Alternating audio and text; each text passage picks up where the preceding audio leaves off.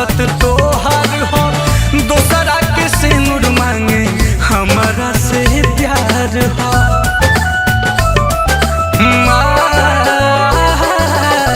क्रिया खाए के झूठो आदत तोहार हो दोसरा के सिंदूर मांगे हमारा से प्यार हो। नीमक दारी के जख्म पर अब मरहम लगावल छोड़ दा। नीमक दारी के जख्म पर अब मरहम लगावल छोड़ दा। जाए के तो चलिए गइलू अब सतावल छोड़ दा।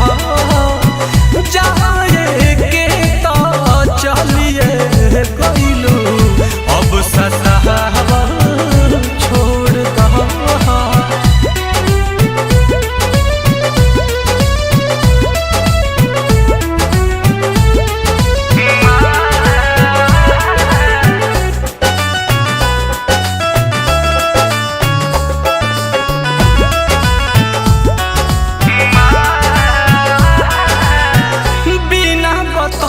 तू तो कहले लू शादी नील कमल से पाई गहिलू आजादी।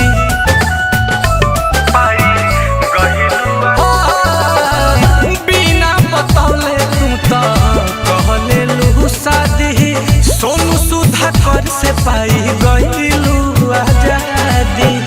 लिख के अब मैसेज तू हम दर्दी जता